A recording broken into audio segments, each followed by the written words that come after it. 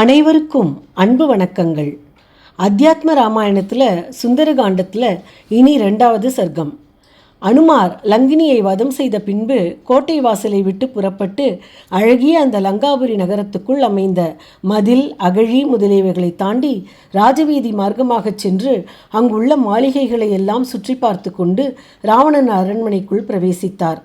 ராவணனின் பள்ளியறை, ஸ்திரீகள் வசிக்கும் இடம், ராவணனின் பத்தினி மண்டோதரி சயனிக்கும் மாளிகை மற்றுமுள்ள ஸ்திரீகள் வாசம் செய்யும் இடமெல்லாம் போய் பார்த்தார். சீதையை காணவில்லை. பிறகு சற்று நேரம் யோசித்து லங்கினி சொன்ன வார்த்தையை நினைத்து நந்தவனம், சோலை முதலிய இடங்களில் சென்று தேடி கடைசியாக அசோகவனத்தை கண்டுபிடித்தார். அங்கு பல தேவ விருட்சங்களும் இரத்தின படிக்கட்டமைந்த சிருங்காரமான மேடைகளும் பூந்தோட்டங்களும் வானளவு ஓங்கி வளர்ந்த ஒவ்வொரு மரங்களின் அடுத்தும் தேடி பார்த்து ஆஞ்சநேயர் எங்கும் சீதையை காணாமல் அதையும் தாண்டி அப்பால் கொஞ்ச தூரம் சென்றார். பிறகு ஒரு விருட்சத்தின் மீதேறி இலைகளின் மறைவிலிருந்து பார்த்தார். அப்போது 8 திசைகளிலும் கிளைகள் படர்ந்து பசுமை பொருந்திய தழைகள் அடர்ந்து சூழ்ந்த பட்சிகள் நிறைந்த ஓர் சிம்சுபா விருட்சத்தின் அடியில் சில ராட்சச ஸ்திரீகள் நடுவில் தேவலோகத்திலிருந்து பூமியில் விழுந்த ஒரு தேவ கன்னிகையைப் போல் தரையிலேயே படுத்து ராம ராம எனும் நாமத்தையே வாயால் உச்சரித்து கரைகாணா துயரத்தோடு இருக்கும் தேவியை பார்த்தார். மெலிந்த சரீரத்தையும் ஏக்கம் கொண்ட முகக்குறிப்பையும் உடையவராய் ஓயாது அவர் ராமநாமத்தையே உச்சரித்து கொண்டிருந்தமையால் அவர் ஸ்ரீ ராமச்சந்திரமூர்த்தியின் தேவி சீதை என்றே அனுமான் நிச்சயித்தார். தான் சீதையை பார்த்துவிட்டதால் மிகவும் பாக்கியம் பெற்றவன் ஆனேன், பரமாத்மாவாகிய ஸ்ரீராமருடைய காரியத்துக்கு சாதகம் செய்தவன் ஆனேன் என்று மனம் மகிழ்ந்து அனுமான் ஸ்ரீராமனின் திருவடியை புகழ்ந்து அளவற்ற சந்தோஷத்துடன் ராமன் நாமத்தையே ஜெபித்து கொண்டு அம்மரக்கிளையில் சற்று நேரம் தங்கினார். அப்பொழுது சமீபத்தில் கணக்கண என்று சத்தம் கேட்க அனுமான் அது என்னவென்று திரும்பி பார்த்தார். அங்கு சில ஸ்திரீகள் கூட்டத்தின் நடுவே 10 தலைகளும் 20 கரங்களும் கருத்து மேனியுமாய் ஒருவர் வரக்கண்டார். அவன்தான் ராவணனாக இருக்க வேண்டும் என யூகித்து இங்கு என்ன நடக்கிறது என பார்ப்போம் என நினைத்து அங்கேயே மறைந்திருந்தார்.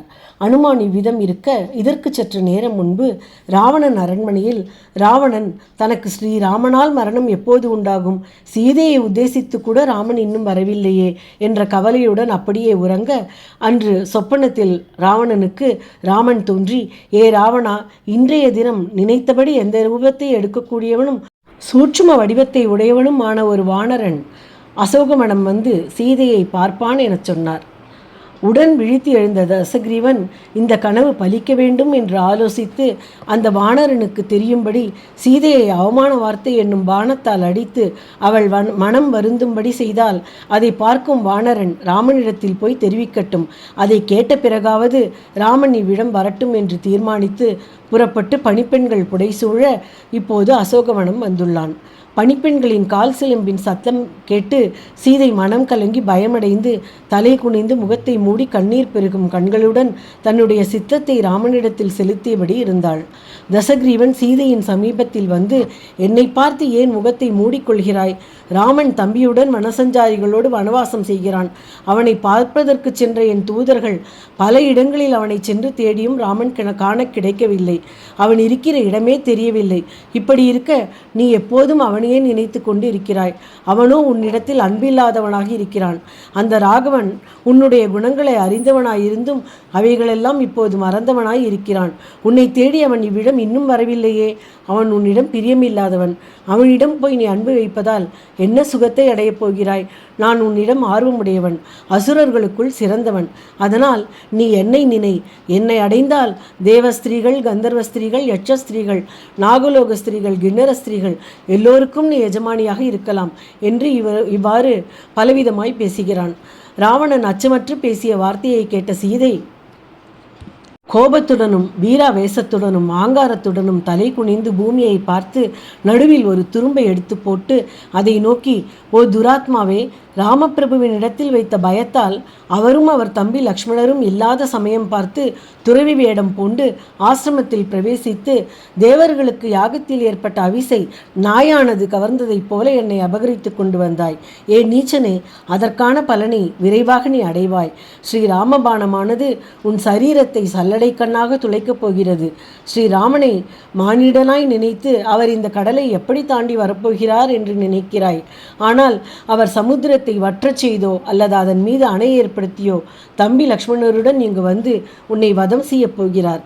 சந்தேகமில்லை ராட்சசா, மேலும் உன் புத்திரர்களுடன் உன் குலத்தை வேறறுக்கப் போகிறார். நீ உன் 20 கண்களாலும் அதை பார்க்கத்தான் போகிறாய். பிறகு என்னை அயோத்திக்கு அழைத்தும் செல்லப் போகிறார் என்று கடுமையாக கூறினாள். ராவணன் சீதையின் கடுஞ்சொற்களை கேட்டு கோபம் கொண்டு கண்கள் சிவந்து உரையில் இருந்த கத்தியை எடுத்து சீதையை கொல்ல அதிவேகத்துடன் வந்தான். அதை கண்டு விபீஷணனின் மகளாகிய திரிசடை ராவணனை பணிந்து, இந்த சீதை ஓர் மானிட ஸ்திரீ, இவளை விட பல மடங்கு லட்சணத்திலும் குணத்திலும் விசேஷமுள்ள தேவஸ்திரீகள், கந்தர்வ ஸ்திரீகள், நாகலோக ஸ்திரீகள் முதலிய எண்ணற்ற ஸ்திரீகள் தங்களை நாயகனாக அடைந்திருக்கிறார்கள். இப்படி இருக்க நாம் சாப்பிடக்கூடிய இந்த மானிட ஸ்திரியை வதைப்பதனால் என்ன பிரயோஜனம்? இன்னும் கொஞ்ச காலம் பார்ப்போம் என்று தடுத்தாள். இவ்வார்த்தையை கேட்டு நிதானித்த ராவணன் அங்குள்ள ராட்சச ஸ்திரீகளை பார்த்து, ஓ மாதர்களே, சீதை இன்னும் 2 மாதத்துக்குள் எனக்கு உடன்படும்படி செய்யுங்கள். உடன்பட்டால் இந்த லங்கா ராஜ்யத்தையே அவள் ஆளலாம் என்று அவளுக்கு நீங்கள் போதனை செய்யுங்கள். அவள் உங்கள் போதனைக்கு கட்டுப்படாவிட்டால் அவளை கொன்று அந்த மாமிசத்தை நான் காலையில் புசிக்கும் உணவாகச் செய்யுங்கள் என்று கட்டளையிட்டு தன்னுடன் அந்த மாதர்கள் சூழ புறப்பட்டு அரண்மனைக்கு சென்றான். ராட்சச ஸ்திரீகளில் ஒருத்தி சீதையிடம் வந்து, அம்மா, வீணாக போகும் உன் யவ்வனம் ராவணனுடன் சேர்ந்தால் எவ்வளவோ பிரயோஜனம் உள்ளதாகுமே என்றாள். மற்றொருத்தி கோபத்துடன் மற்ற ராட்சச ஸ்திரீகளை பார்த்து, ஏன் தாமதம், சீக்கிரம் ஜானகியினுடைய அங்கத்தை துண்டு துண்டாக வெட்டுங்கள் என்றாள். இன்னும் ஒருத்தி தன் கையில் இருந்த கத்தியை ஓங்கிக் கொல்ல எத்தனித்தாள். பயங்கரமான முகமுடைய வேறொரு ராட்சசி தன் வக்கரதந்தத்தோடு கூடிய அகண்ட வாயை திறந்து கொண்டு விழுங்க வந்தாள். இதை பார்த்த திரிசடை ராட்சசிகளை நோக்கி, என் பேச்சை கேளுங்கள், உங்களுக்கு நன்மையுண்டாகும். சீதையை பயமுறுத்தாதீர்கள். இந்த ஜானகியை சாஷ்டாங்கமாக நமஸ்காரம் செய்யுங்கள். ஏனெனில் இப்போதுதான் நான் ஒரு சொப்பனம் கண்டேன். அதாவது தாமரை கண்ணடாகிய ராமன் லக்ஷ்மணனுடன் வெள்ளை ஐராவதத்தின் மீது ஏறிக்கொண்டு இலங்கைக்கு வந்து யுத்தம் செய்து நகரத்தை கொளுத்தி ராவணனை கொன்று ஜானகியை தன் மடி மீது வைத்து ஒரு பர்வதத்தின் சிகரத்தில் வீட்டிருக்கும்படியாய் கண்டேன். ஆகையால் ஸ்ரீ ராமச்சந்திரன் எந்த விதத்திலும் ராவணனை வதம் செய்து ராஜ்யத்தை விபீஷணனுக்கு கொடுத்து ஜானகியுடன் இந்திர விமானத்தில் ஏறி தன் நகரம் செல்லப் போகிறார். அதில் சந்தேகமே இல்லை என்று கூறினாள். திரிஜடையின் வார்த்தையை கேட்ட அரக்கிகள் தங்கள் கொடிய செயல்களை நினைத்து மனதில் பயமடைந்து கலைந்து சென்றார்கள். பிறகு சீதை அரக்கிகளுடைய தொந்தரவுக்கு அஞ்சி பயந்தவளாய் மிகுந்த தளர்ச்சியடைந்து தன்னை ரட்சிக்கும் ஸ்ரீராமரை காணாத துக்கத்தால் கண்களில் இருந்து தாரை தாரையாக நீர் பெருக, நாளைய தினம் நாம் உயிர் வைத்திருப்போமானால் ராட்சச ஸ்திரீகள் நம்மை கொன்று தின்று விடுவார்கள். ஆகையால் இப்போதே மரணமடைவதே உத்தமம் என கருதி எந்த விதத்தில் உயிரை முடித்துக்கொள்வது என்று ஆலோசித்து ஒன்றும் தோன்றாதவளாய் மயங்கி நின்றாள். இத்துடன் 2வது சர்க்கம் முடிந்தது. இனி 3வது சர்க்கம். அசோகவனத்தில் சீதை கடைசியாக சுருக்குமாட்டிக் கொண்டாவது, இந்த ஜீவனை விடுகிறேன். இந்த ராட்சசர்களின் மத்தியில் ஸ்ரீராமனன்றி தனித்திருக்கும் நாம் இஜீவனை வைத்திருப்பதனால் என்ன சுகமடையப் போகிறது? என்னுடைய நீளமான இந்த ஜடை பின்னலே சுருக்கு கயிறாக உபயோகப்படட்டும் என்று தீர்மானித்து உயிரை விட எத்தனித்தாள்.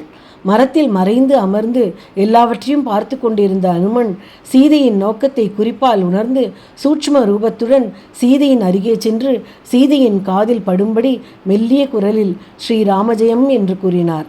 இந்த அமிழ்தமான மொழியை கேட்ட ஜானகி, இது என்ன ஆச்சரியம், இத்தனை நாளும் இப்படி ஒரு வார்த்தையை கேட்டதில்லையே என்று சிந்தித்து தான் செய்ய இருந்த செயலை மறந்துவிட்டு மனம் கசிய நின்றாள். மேலும் பார்ப்போம்.